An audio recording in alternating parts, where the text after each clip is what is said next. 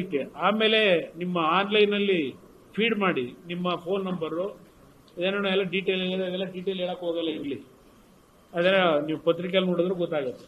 ಕೊಟ್ಕೊಂಡವ್ರೆ. ಇಲ್ಲಿ ಪ್ರಶ್ನೆ 500 ರೂಪಾಯಿ ಅರ್ಜಿ ಹಾಕೋದಕ್ಕೆ, ಆಮೇಲಿಂದ ನೀವೇನು ಡೀಟೇಲ್ ಕೊಡ್ತೀರಿ, ನಿಮ್ಮ ಮನೆ ತಗ ಬರ್ತಾರ ಆಮೇಲೆ ಅಧಿಕಾರಿಗಳು ವಸೂಲಿಗೆ ಬರ್ತಾರೋ, ಇದು ಟೇಬಲ್ ಕೆಳಗಿಂದ ಹಣ ತಗೊಳಕ್ಕೆ ಟೇಬಲ್ ಮೇಲಿಂದ ತಗೊಳಕ್ ಬರ್ತಾರೋ ಗೊತ್ತಿಲ್ಲ. ಈಗ 40-30 ಸೈಟ್ನ ಇವತ್ತು ನೀವೇನಾದರೂ ಈ ಬಿ ಖಾತೆಯಿಂದ ಎ ಖಾತಾ ಅಂತ ಹೇಳಿ ಏನೋ ಸಾಲ ಸಿಗೋದಿಲ್ಲ ಬ್ಯಾಂಕಲ್ಲಿ, ಬಿ ಖಾತಾ ಇದ್ರೆ ಏನೋ ಕತೆ ಹೇಳ್ತಾವ್ರಲ್ಲ, ಅದೆಲ್ಲ ಒಂದು ಭಾಗ ಇರಲಿ. ಆಲ್ಮೋಸ್ಟ್ ಆಲ್ ಎಲ್ಲ ಈಗಾಗಲೇ 70-80% ಕರೆಂಟು ತಗೊಂಡವ್ರೆ, ಕನೆಕ್ಷನ್ ವಾಟರ್ ಕನೆಕ್ಷನ್ ತಗೊಂಡವ್ರೆ, 2007ದಿಂದ ತೆರಿಗೆನೂ ಕಟ್ಕೊಂಡ್ ಬಂದವ್ರೆ. ಈಗ ತೆರಿಗೆ ಕಟ್ಟದೇ ಇದ್ದರದು ಕರೆಂಟ್ ಕನೆಕ್ಷನ್ ತಗೊಂಡಿದ್ರೆ, ಕರೆಂಟ್ ಕನೆಕ್ಷನ್ ಯಾವತ್ತು ತಗೊಂಡವ್ರೆ ಅವತ್ತಿಂದ ಲೆಕ್ಕ ಹಾಕ್ತಾರಂತೆ ತೆರಿಗೆನ ಹಾಕೋದಕ್ಕೆ, ಆಸ್ತಿ ತೆರಿಗೆ. ಅದೆಲ್ಲ ಒಂದು ಭಾಗ.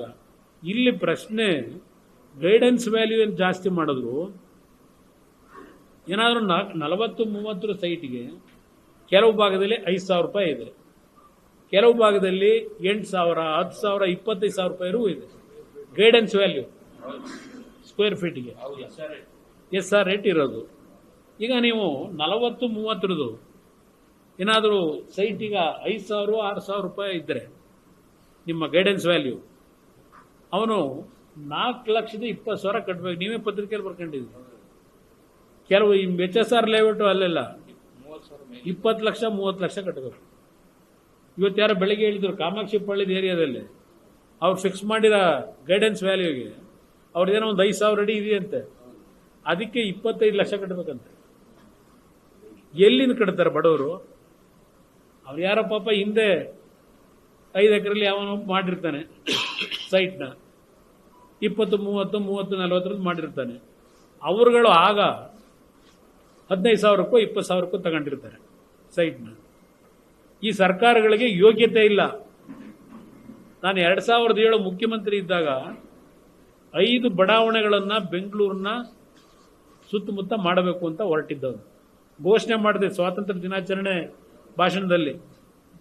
5 ಬಡಾವಣೆಗಳನ್ನು ರಚನೆ ಮಾಡಬೇಕು ಅಂತೇಳಿ, ಶಿವರಾಮ್ ಕಾರಂತ್ ಬಡಾವಣೆ, ಕೆಂಪೇಗೌಡ ಬಡಾವಣೆ, ಅಲ್ಲಿಂದ ದೇವರಾಜರಸು ಬಡಾವಣೆ, ವಿಶ್ವೇಶ್ವರಯ್ಯ ಬಡಾವಣೆ, ಹೀಗೆ 5 ಬಡಾವಣೆಗಳಲ್ಲಿ ಬೆಂಗಳೂರು ನಾಗರಿಕರಿಗೆ ಸೈಟ್ ಫಾರ್ಮೇಷನ್ ಮಾಡಬೇಕು ಅಂತ ಹೇಳಿ. ಇವತ್ತು ಎಷ್ಟು ವರ್ಷ ಆಗಿದೆ? ಶಿವರಾಮ್ ಕಾರಂತ್ ಬಡಾವಣೆದು ಒಂದರಣೆ ಬರ, ವಿಶ್ವೇಶ್ವರಯ್ಯ ಬಡಾವಣೆದು ಇನ್ನೊಂದರ. ಸರ್ಕಾರಕ್ಕೆ ಸರಿಯಾದ ರೀತಿ ನೀವು ಬಡಾವಣೆ ರಚನೆ ಮಾಡಿ ಸೈಟ್ಗಳು ಮಾಡಿದ್ರೆ ಬಿಡಿಯಿಂದ ಈ ಪರಿಸ್ಥಿತಿಗಳು ಯಾಕೆ ಬರೋದು ಬಡವರಿಗೆ? ಇವತ್ತು 15,000ಕ್ಕೋ 20,000ಕ್ಕೋ ತಗೊಂಡು ಅವನೇನೋ ಒಂದು ಸಣ್ಣ ಮನೆ ಕಟ್ಕೊಂಡಿರ್ತಾನೆ. ಈಗ ನೀವು 5% ಟ್ಯಾಕ್ಸ್ ಹಾಕಿದ್ರೆ ಅದಕ್ಕೆ 5% ಅಂದ್ರೆ ಅವನೀಗ ಸಾಲ ತಗೊಂಡೋ ಪ್ರೈವೇಟ್ ಅಲ್ಲೋ ಎಲ್ಲ ಒಂದು 3 ಲಕ್ಷ 4 ಲಕ್ಷ ತಗೊಂಡು ಮನೆ ಕಟ್ಕೊಂಡವನೇ.